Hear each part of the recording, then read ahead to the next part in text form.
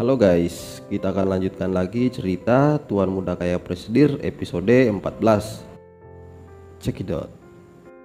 Seminggu kemudian, Yuka sudah diperbolehkan pulang. Lepi sudah lebih dulu keluar dari rumah sakit.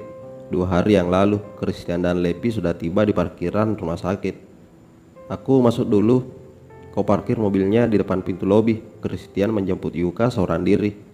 Saat ia tiba di ruangan rawat Yuka, istrinya itu sedang memasukkan baju ke dalam tas. "Biar aku bantu," ucap Christian menawarkan bantuan. "Tidak perlu, sudah selesai," jawab Yuka dingin. Christian tertegun saat Yuka menepis tangannya. Ia merasa ada yang berbeda dari nada bicaranya. "Kamu masih sakit sayang. Kalau masih tidak enak badan, kita tunda saja. Kamu bisa pulang beberapa hari lagi," ucap Christian khawatir. "Chris," Yuka menarik resleting tas dan menoleh ke arah Christian. Pandangannya begitu datar tanpa ekspresi. "Mari bercerai, kita akhiri hubungan kita sampai di sini," ucap Yuka. Christian menganga saat Yuka mengajaknya bercerai. Ia mengusap wajahnya dengan satu tangan dan tangan yang lain memegang pinggang. Cerai? Dalam mimpi pun Christian tidak pernah memikirkannya. Bagaimana bisa Yuka mengatakannya dengan santai? "Cerai? Kenapa? Apa alasannya?" Christian mencecar Yuka dengan pertanyaan sambil melangkah mendekatinya. Ia berhenti 2 langkah di depan Yuka. "Aku tidak bisa memberitahumu alasanku. Maaf Chris," Yuka menjawab dalam hati. "Kau tidak pantas menjadi suamiku. Aku menyerahkan hidupku padamu, tapi kau tidak bisa menjagaku dan bayi kita. Aku ingin mencari laki-laki yang lebih baik darimu," ucapnya kepada Christian. Ia membawa tasnya dan melangkah pergi meninggalkan Christian yang masih tertegun di dalam ruang rawat. Hati Christian terluka dengan ucapan Yuka. Kata-kata itu begitu menusuk perasaannya. Ia memang tidak menemukan Yuka tepat waktu. Bahkan yang menemukan Yuka bukanlah dirinya, melainkan Lepi. Namun ia bukannya tidak berusaha mencari Yuka. Christian mencari setiap pagi sampai malam hari. Setelah lelah mencari, ia selalu mengurung diri di kamar.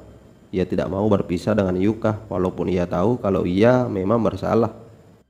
Beberapa menit kemudian, Christian terperanjat saat seorang perawat menegurnya.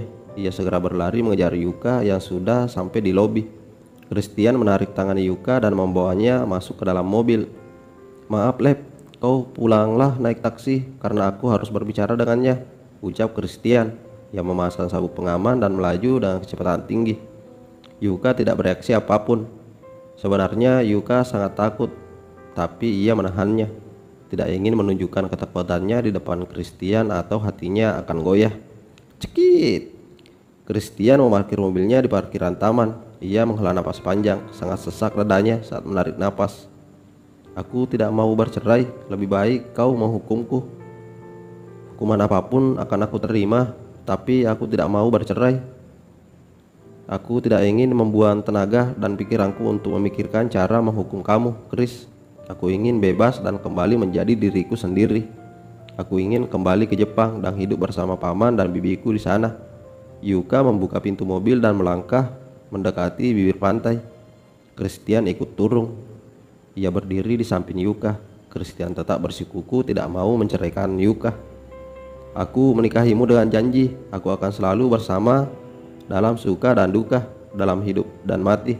Jika kau ingin berpisah dariku, maaf, aku tidak akan pernah mengabulkan keinginanmu," ucap Christian.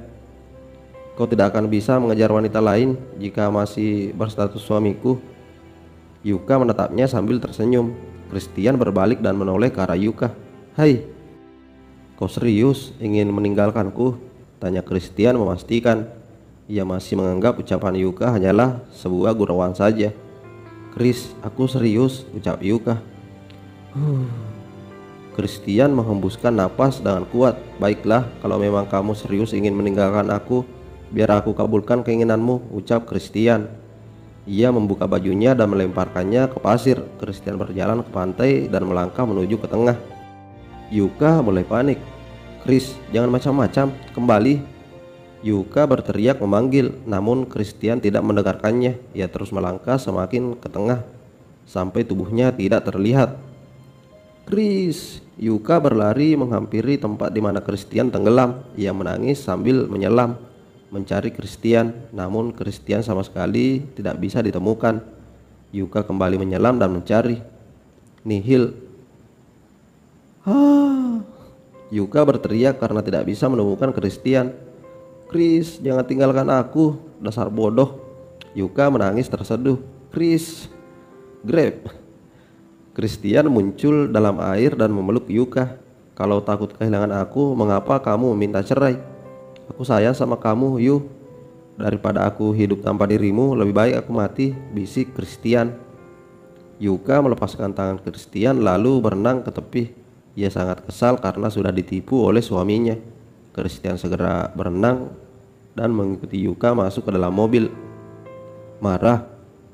Diam. Apa sangat menyenangkan bermain-main dengan nyawamu? Jangan menangis. Aku tidak akan melakukannya lagi, ucap Christian sambil memeluk Yuka yang menangis karena ketakutan. Jangan tinggalkan aku, Yu. Aku bisa mati tanpa kamu, bujuk Christian. Yuka telah kalah. Ia tidak bisa memaksa Christian menceraikannya.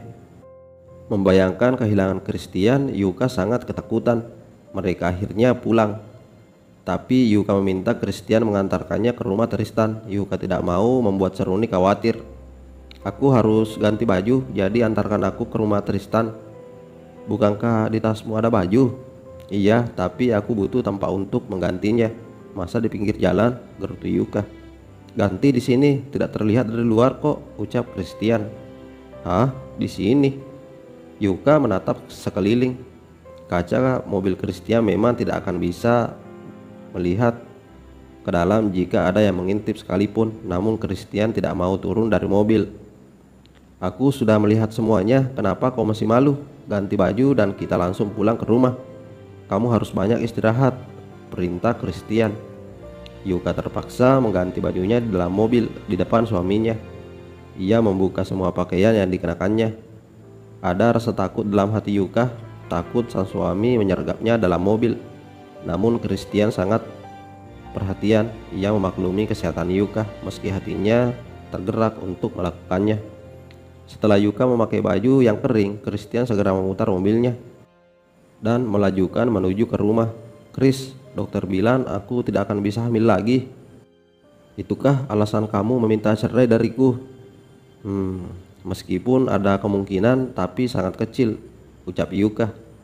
Ia merasa cacat sebagai istri. Mereka sudah membayangkan bermain dengan anak mereka kelak, namun kenyataannya tidak seindah harapan.